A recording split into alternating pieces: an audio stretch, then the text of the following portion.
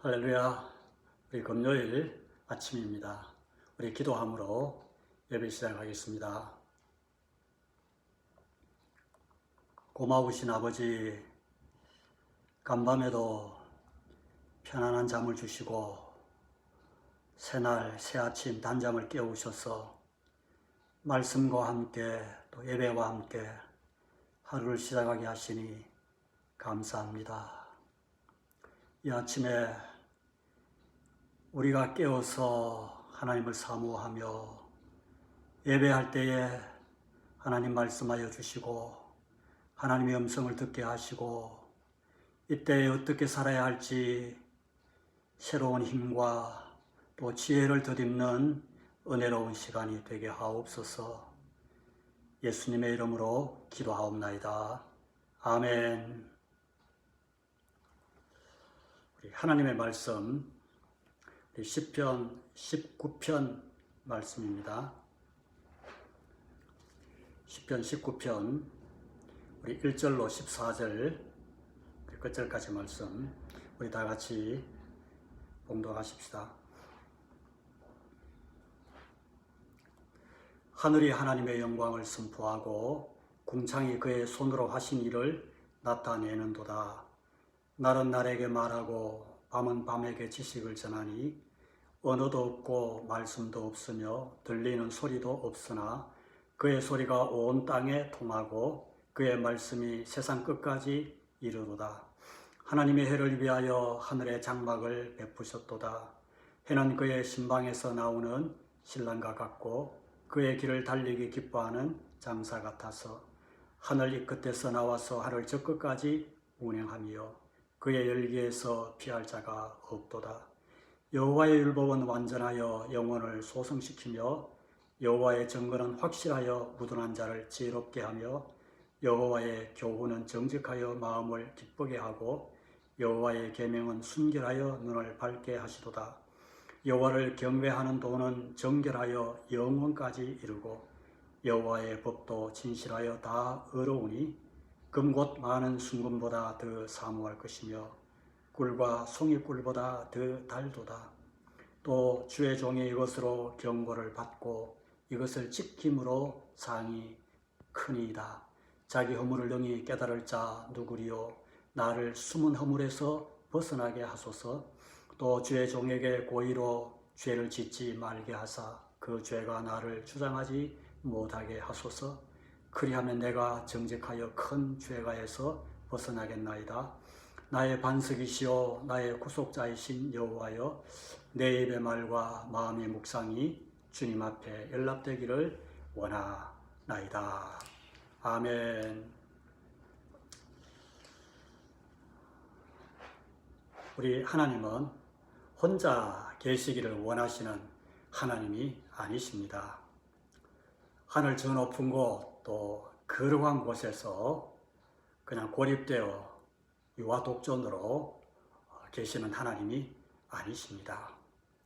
끊임없이 하나님은 자신을 알리시고 또 드러내시고 계시하시는 하나님, 우리와 말씀하시기를 원하시고 교제하시기를 기뻐하시는 하나님이십니다.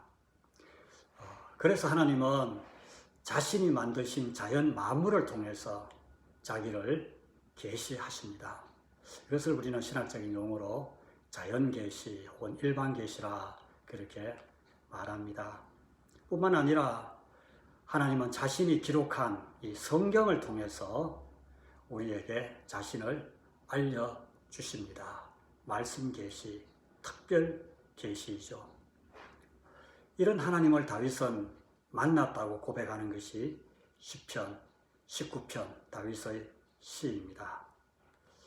1절에서 6절까지 말씀에서 다윗은 자연 만물을 통해서 말씀하시는 그 하나님을 찬양합니다. 하늘이 하나님의 영광을 선포하고 궁창이 그의 손으로 하신 일을 나타내는도다. 다윗은 자연을 통해서 하나님의 영광을 찬양한 소리를 듣습니다. 그리고 자연을 볼 때마다 하나님의 솜씨를 느꼈습니다. 그래서 하나님과 깊은 교제를 나눈 그런 복 있는 사람이었습니다. 오늘 우리가 살고 있는 이 땅은 죄로 인해서 눈이 어두워지고 또 귀가 막혀서 온 우주에 충만한 이 하나님의 영광을 보지 못합니다. 그 영광을 선포하는 소리를 듣지도 못하는 세상이 되었습니다. 하나님보다도 피조물을 더 숭배하는 그런 세상으로 변해가고 있습니다.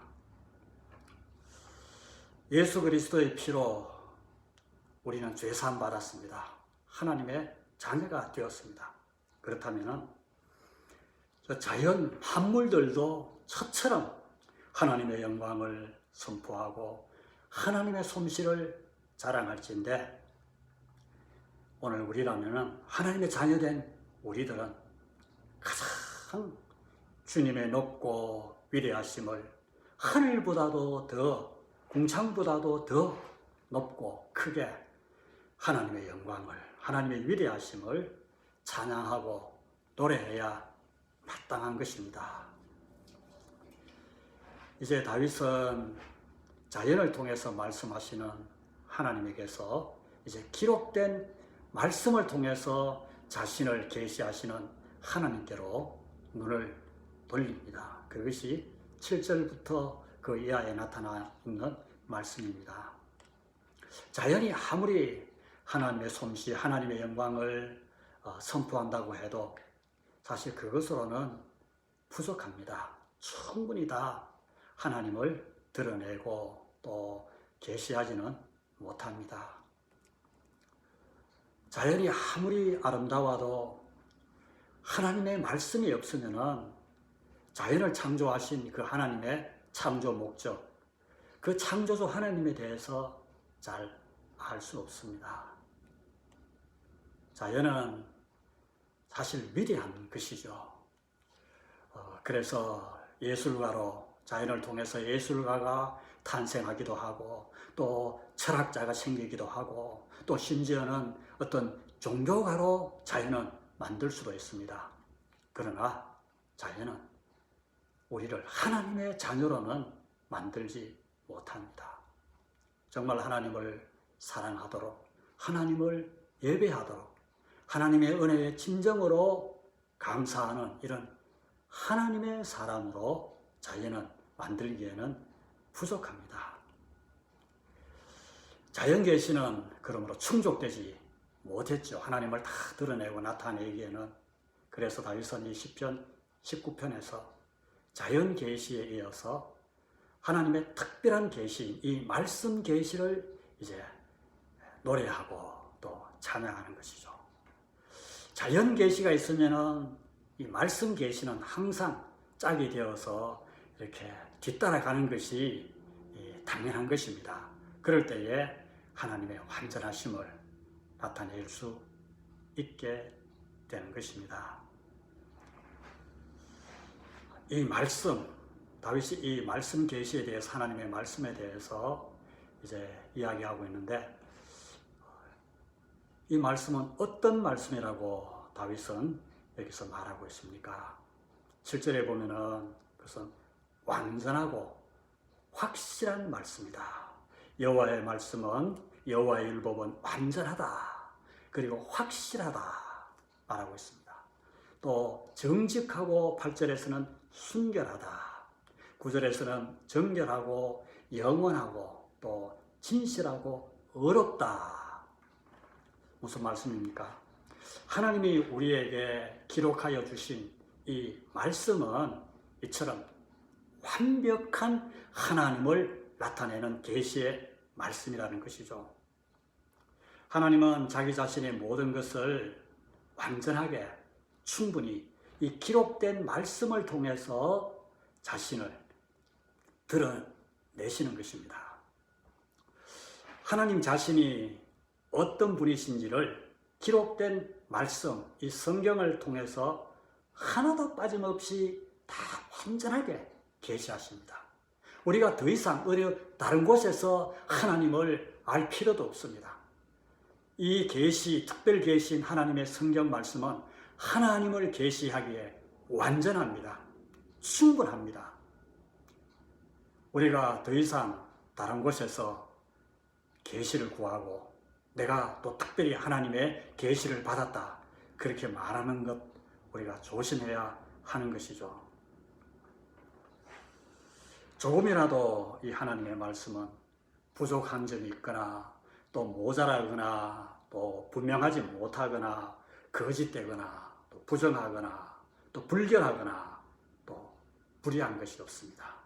하나님의 말씀은 영원히 변치 아니하는 불변의 하나님의 계시의 말씀입니다.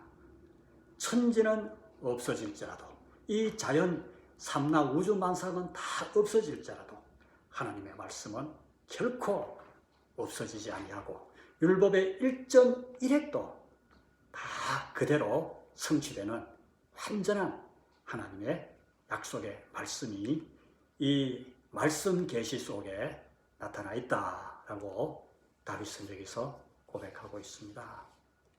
이 하나님의 말씀이 어떤 역할을 합니까? 어떤 기능을 가지고 있습니까? 하나님의 말씀이 가지는 그 놀라운 그 가치에 대해서 다윗은 더 자세하게, 더 상세하게 그렇게 설명합니다. 우리 7절, 8절 이 말씀에서 우리 간략하게 한번 살펴보기를 원합니다. 7절에 보면은 여호와의 율법은 완전하여 영혼을 소성시킨다 했습니다. 여기 소성시킨다 말은 영혼을 살린다, 또 생명을 준다, 또 개종한다, 회개시킨다라는 그런 의미가 있습니다. 그렇죠. 자연이 아무리 심오하고 또 오묘하다 할지라도 죽은 영혼을 살리지는 못합니다. 구원해내지는 못합니다. 사람을 구원할 수는 없습니다. 죄인을 의인으로 바꾸고 죽은 자를 살리고 쓸모없는 사람을 하나님의 귀한 일꾼으로 바꾸는 놀라운 능력은 오직 소성케 하시는 하나님의 말씀의 능력이 그렇게 하는 것입니다. 사람이 바뀌는 것은 오직 하나님의 말씀밖에 없습니다. 여러분 믿으시죠? 오늘 이 아침 예배하는 저와 여러분도 이 하나님의 말씀 때문에 하나님의 말씀에 붙잡혀서 우리의 영혼을 소성시키는 하나님의 말씀이 우리를 이처럼 하나님의 자녀로, 의인으로, 천국 백성으로, 영원한 생명의 가진 사람으로 그렇게 우리를 살리시고 변화시킨 확실한 증거이죠. 그리고 허무한 인생을 진정 가치 있는 인생으로 변화시키는 것은 오직 하나님의 말씀밖에 없습니다. 성경에 나타난 수많은 사람들이 또 이 땅에 살아가는 그 수많은 하나님의 사람들이 다 이렇게 말씀으로 인하여 그의 영혼이 소성되어서 살았던, 그래서 하나님의 놀라운 일을 성취시켰던 사람임을 우리는 너무나 잘 알고 있습니다. 여호와의 율법은 정말 완전하여 우리의 영혼을 소성시켰습니다. 우리의 영혼을 살리는 데는 절대 부족함이 없는 완벽한 하나님의 말씀입니다. 그런데도 우리가 변하지 않는 것은 하나님의 말씀의 능력이 부족해서 그런 것이 아니죠. 내가 완악해서 그렇습니다. 그러므로 우리는 하나님의 말씀에 붙들려서 하나님의 말씀 앞에 순종하면은 하나님의 말씀은 우리를 변화시켜 가시는 것입니다. 하나님의 말씀은 지금도 살아 역사하시는 말씀입니다. 운동력이 있습니다.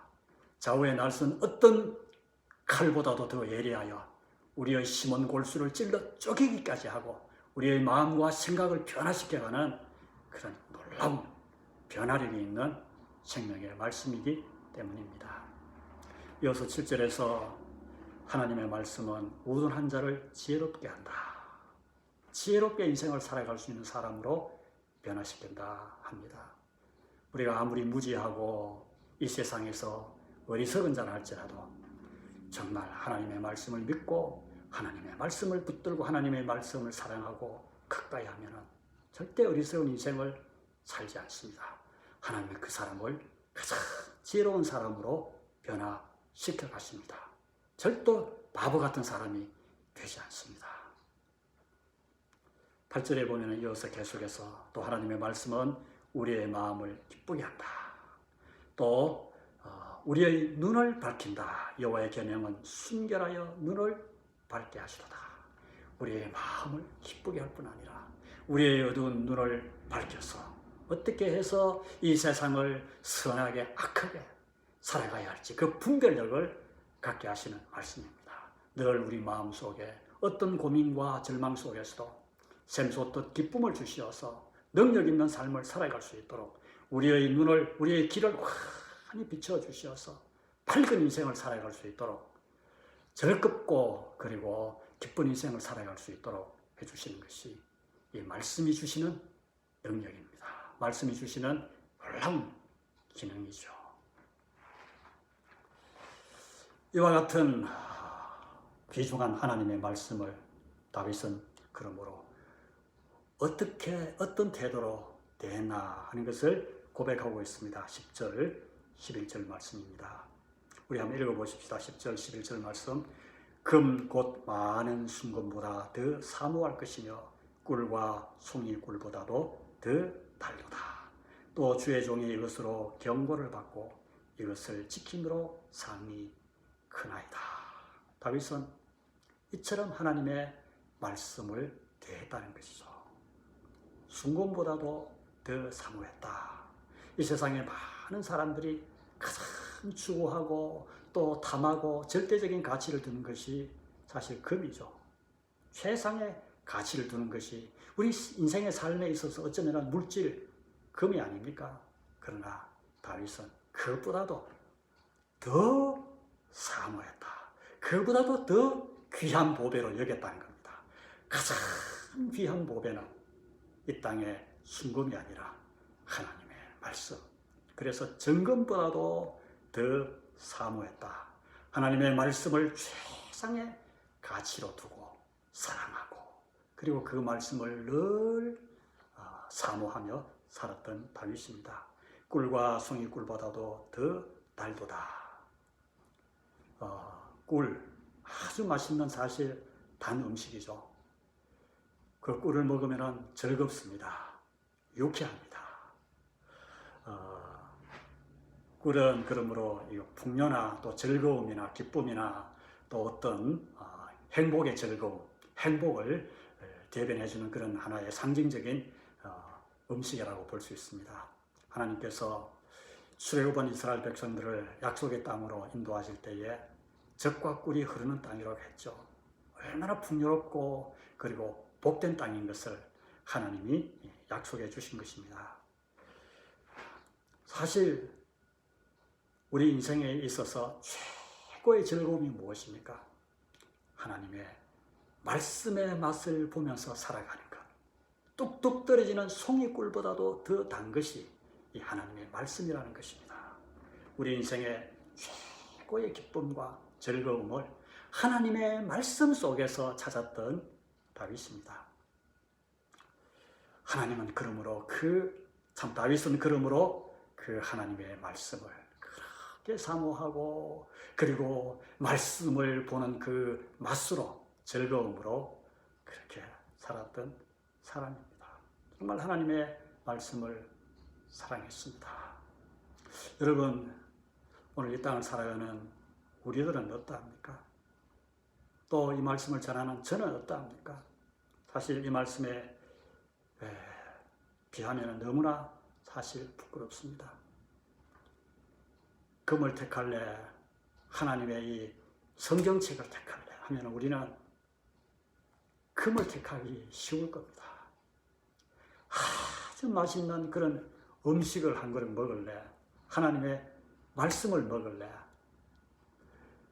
아주 좋은 맛있는 보약을 먹을래, 하나님의 말씀을 먹을래, 그러면 우리는 금방 보약의 손이 가고 보약의 숟가락을 가기가 쉬운 것이 저와 여러분의 모습이 아닌가 생각해 봅니다.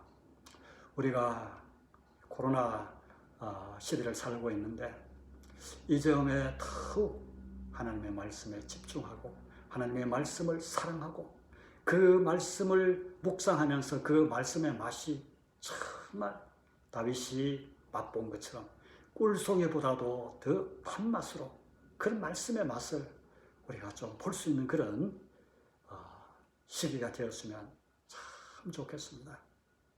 우리 성도님들 가운데서도 이 코로나 팬데믹이 시작되면서 이 신약 성경을 시작해서 쓰신 분이 계시더라고요.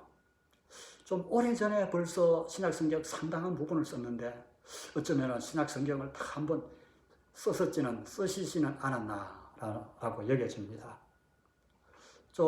며칠 전에 어떤 권사님과 그 대화할 시간이 있었는데 그 권사님께서는 로마서 8장, 우리 성경의 보석이 로마서라고 하지 않습니까? 그리고 로마서 8장은 보석 중에 보석이로 하는 그런 말씀이죠. 로마서 8장 말씀을 외우시더라고요.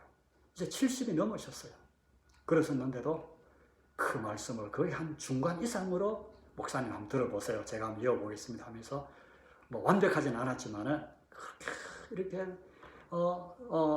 기억해내며 또 더듬거리며 그렇게 여기까지 제가 외웠습니다. 이제 얼마 있지 않으면은 다 이제 외울 겁니다. 그리고 8장을 우리말로 다 외우면은 이제 영어로 외울 겁니다 하면서 그렇게 저한테 자랑하시는 그런 권사님 계셨어요. 참 부럽습니다. 그 말씀의 맛이 얼마나 단지, 그 말씀의 가치가 얼마나 가치로운지 다 알고 그렇게 살아가시는 분들의 모습이 아니겠습니까? 또 다윗은 11절에서 또 주의 종이 이것으로 경고를 받고 이것을 지킴으로 상이 크나이다. 주의 종이 이것으로 경고를 받았다. 종으로서 주인에게 절대 복종하듯이 하나님 말씀 안에서 철저히 순종하면서 이 말씀을 지켰다 하는 다윗의 말씀에 대한 자기의 고백입니다. 주의 종이 이것으로 경고를 받았다. 워닝을 받았다는 것이죠. 이것으로 책망할 때는 하나님이 다윗을 책망하셨고, 나무랄 때는 나무라하셨고, 훈계할 때는 훈계하셨고, 교훈할 때는 교훈하셔서 그로 하여금 하나님의 완전한 사람으로 그렇게 살아가도록 늘 경고해 주셨습니다. 다윗은 이 경고를 말씀으로부터 받았습니다. 그래서 그것을 순종했습니다. 하나님께서 그렇게 하면 안 돼, 그렇게 살면 틀렸어 하면은 다윗은 그렇게 안 했습니다. 틀린 삶을 살지 않았습니다. 이것은 어떤 일이 있더라도 너는 해야 돼, 지켜라 하면은 다윗은 지켰습니다. 네가 사울왕을 죽일 기회가 있지만은 내가 기름 부어 세운 그는 너는 해치서는 안 돼. 다윗은 그를 해치지 않았습니다. 그래서 그것을 순종하고 지킴으로 상이 크나이다. 하나님의 말씀을 지킬 때에 그 순종하는 자에게 주시는, 말씀을 순종하는 자에게 주시는 그 말씀 순종의 축복을 다윗이 얼마나 큰 것인가를 다 경험하고 그렇게 살았던 사람입니다. 여러분 보십시오. 순종이라는 것이 어렵죠. 믿음으로 산다는 것이 힘들죠. 그러나 주의 종은 이것으로 경고를 받았습니다. 여호와가 하나님이 나의 주인이라면, 그리고 율법이, 증거가, 법이, 도가, 계명이 그것이 여호와의 율법입니다. 그것이 여호와의 율법이라면, 언약의 말씀이라면, 약속의 신실하신 하나님의 약속의 말씀이라면 나는 어떤 일이 있더라도 철저히 지키겠습니다 하는 다윗의 말씀에 대한 태도입니다.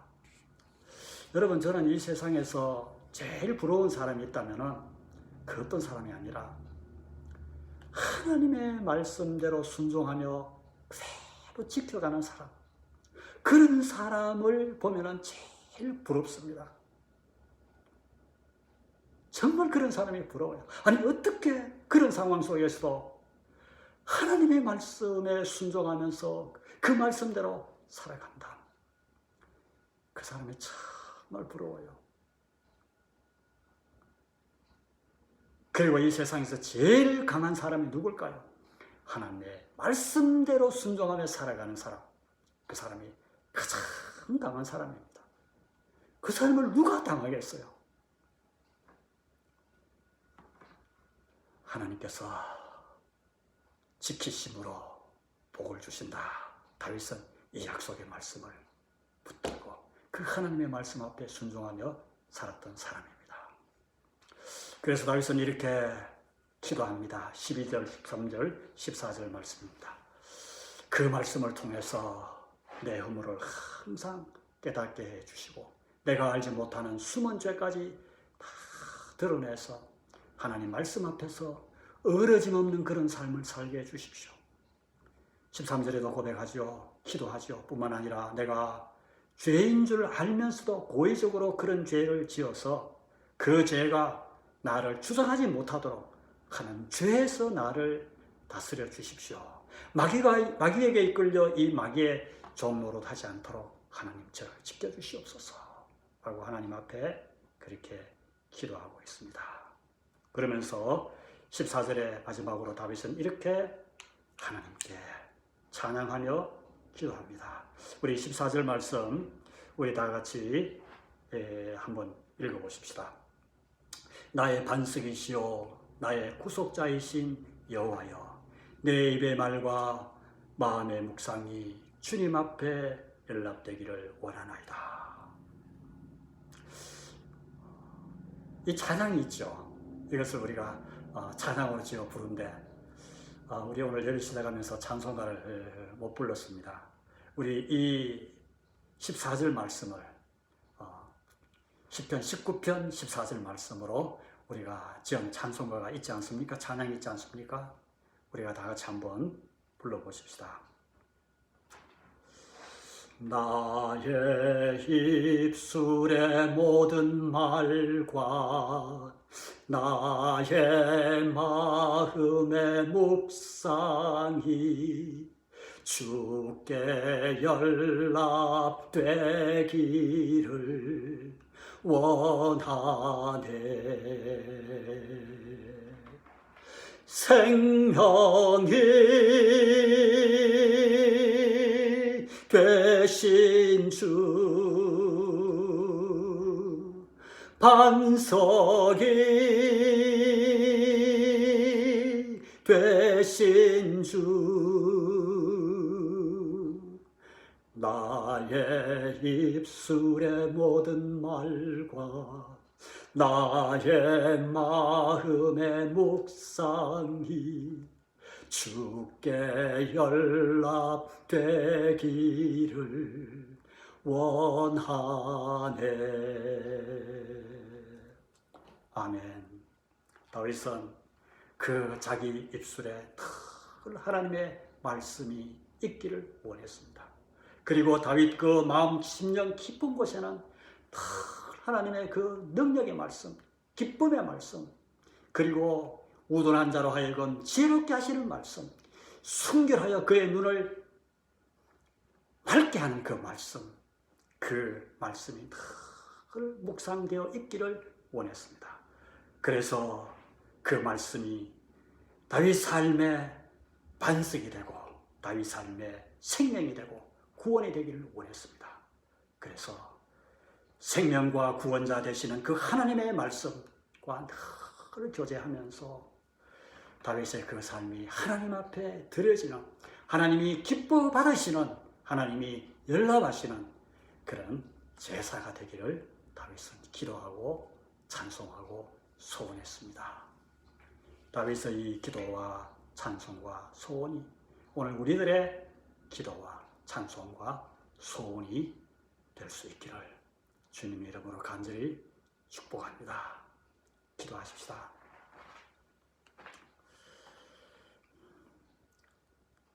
하나님 아버지, 구약시대를 살았던 다윗은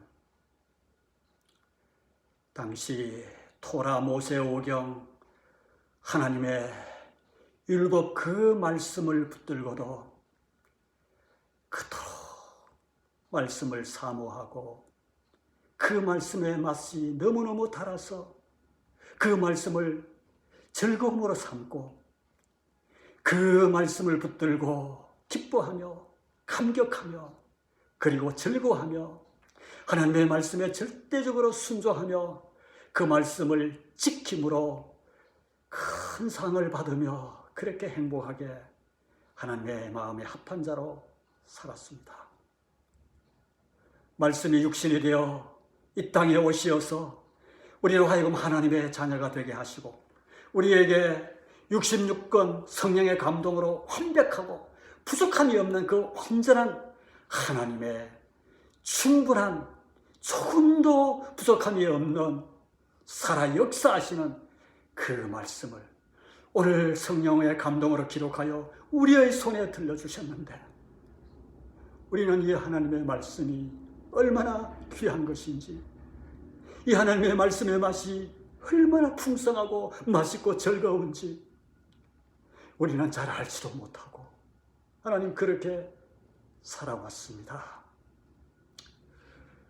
다윗이 누렸고 사모했고 그리고 늘 붙들고 살았던 그 하나님의 말씀을 우리도 붙들고 사모하고 그 말씀으로 인한 진정한 능력과 기쁨과 즐거움이 오늘 이 땅을 살아가는 우리에게도 있게 해 주시옵소서. 그리하여 말씀의 사람, 순종의 사람, 능력의 사람, 복된 인생을 살아가는 지혜로운 사람, 하나님의 마음에 합한 사람, 내 입술의 모든 말과 마음의 묵상이 주님께 연락되기를 원하는 그런 복된 인생, 하나님 앞에 기쁨이 되는 인생을 살아갈 수 있도록 주님 우리를 붙들어 주시고 말씀의 사람이 될 수 있도록 우리를 인도해 주시옵소서. 우리 성도님들 이 어려운 때를 살고 있지만 더 말씀을 가까이 하고 말씀을 사모하고 그래서 말씀으로 인한 진정한 기쁨과 축복을 누리며 살아가는 이때가 되게 해 주시옵소서. 예수님의 이름으로 간절히 기도하옵나이다. 아멘. 아멘. 예배 마칩니다. 오늘 이 하루도 하나님의 말씀을 깊이 묵상하면서 말씀과 함께 그렇게 동행하는 한 날이 될 수 있기를 바랍니다.